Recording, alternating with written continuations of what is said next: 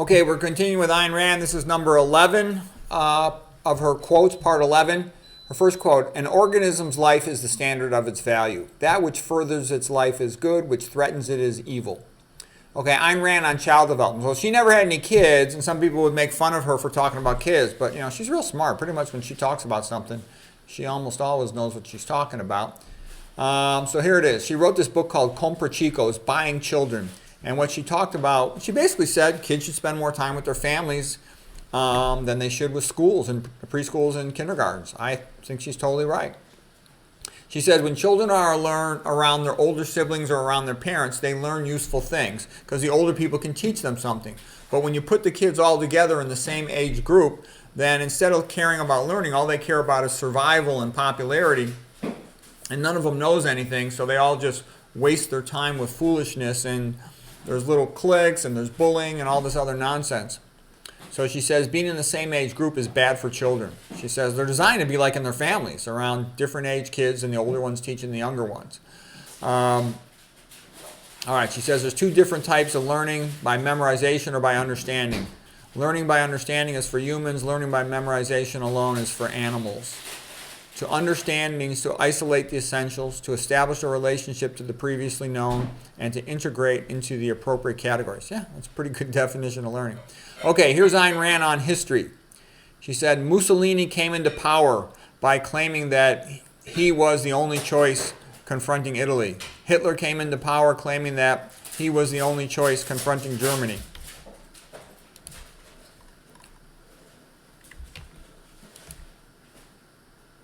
Oh, okay, hold on a second. Here's where it gets more interesting. She says, it is a matter of record that in the German election of 1933, the Communist Party was ordered by its leaders to vote for the Nazis, with the explanation that they could later fight the Nazis for power.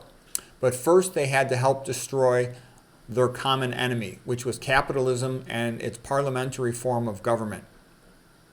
It is obvious what the fraudulent issue of fascism versus communism accomplishes. It sets up as opposites two variations of the same political system. It eliminates the possibility of considering capitalism. Okay, this is a big thing she's saying right here. She says it switches the choice of freedom versus dictatorship into what kind of dictatorship, thus establishing dictatorship as the inevitable fact and offering only a choice of rulers. So this is a key point, because a lot of, most people don't really know anything, and they think that communism and fascism are like opposites or something, that communism is a left-wing movement and fascism is a right-wing movement. No, no, no. Communism and fascism, they're both left-wing movements. They're both dictatorships, okay? And so she says, the choice, according to the proponents of this fraud, is a dictatorship of the rich, fascism, versus a dictatorship of the poor, communism. But this fraud collapsed in the 1940s in the aftermath of World War II. It is too obvious, too easily demonstrable that fascism and communism are not two opposites, but two rival gangs fighting over the same territory. Said they are both variants of statism based on the collectivist principle that man is a rightless slave of the state. Yeah, they're both dictatorships. It's just whether you're going to call one a commie dictatorship versus a fascist dictatorship. They're really kind of the same thing. She says that both are socialist in theory and practice and in the explicit statements of their leaders, that under both systems the poor are enslaved and the rich are expropriated in favor of a ruling clique.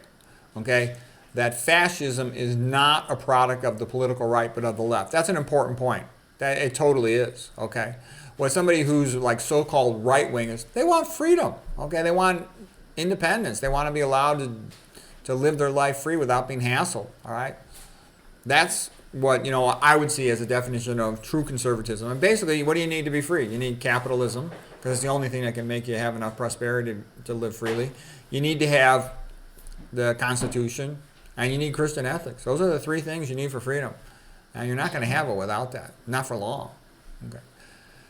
All right, Ayn Rand continues. When one observes the nightmare of desperate efforts made by hundreds of thousands of people struggling to escape from the socialized countries of Europe, to escape over barbed wire fences, one can no longer believe that socialism in any of its forms is motivated by benevolence and by the desire to achieve men's welfare.